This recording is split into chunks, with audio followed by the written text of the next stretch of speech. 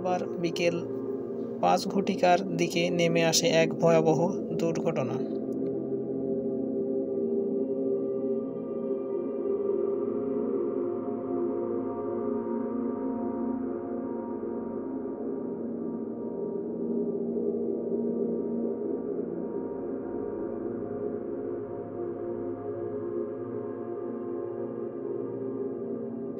মুহূর্তের মধ্যেই দাউ দাউ করে জ্বলে ওঠে হাজারো মানুষের স্বপ্ন, বাসস্থান আর শেষ সম্বল।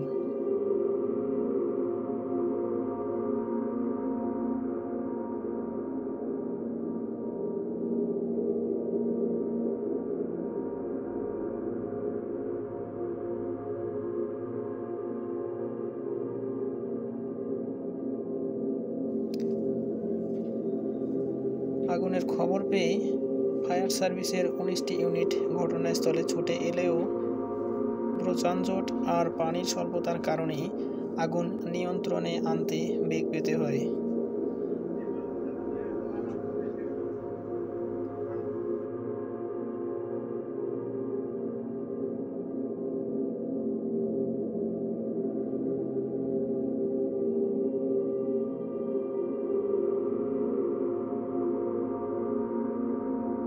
ঘনবসতি আর যত্রতত্র বিদ্যুতের তার এবং গ্যাস সিলিন্ডারের কারণে আগুন দ্রুত চারদিকে ছড়িয়ে পড়ে।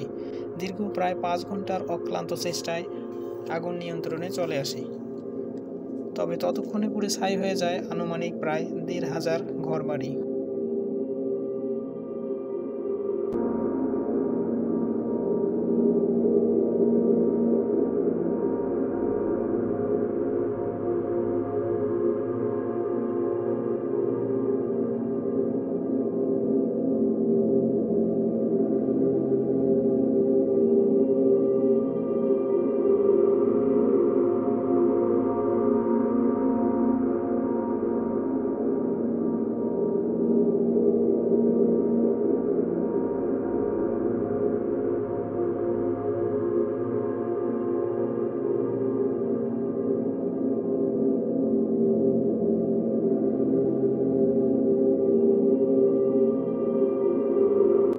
ক্ষতিগ্রস্তরা মরিয়া হয়ে খুঁজছেন তাদের শেষ সম্বলটুকু।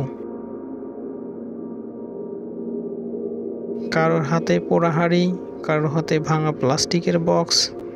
ঘর হারানো মানুষগুলো জানে না তাদের ভবিষ্যৎ কি।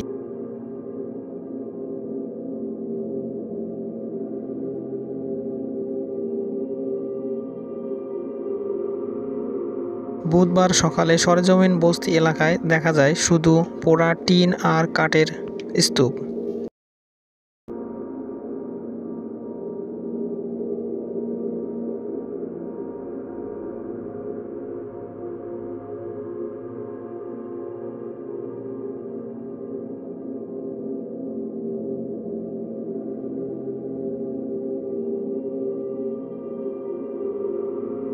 হাজার হাজার মানুষ এখন গৃহহীন খোলা আকাশের নিচে আশ্রয় নিয়েছেন।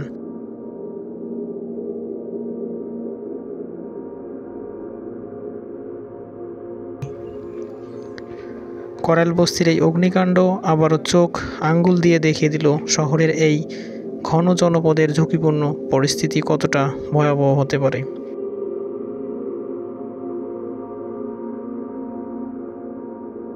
হাজারো মানুষ এখন অনিশ্চয়তার মধ্যে দিয়ে দিন কাটাচ্ছেন। এই অসহায় মানুষগুলোর পাশে দাঁড়ানো এখন সময়ের দাবি কেবলমাত্র।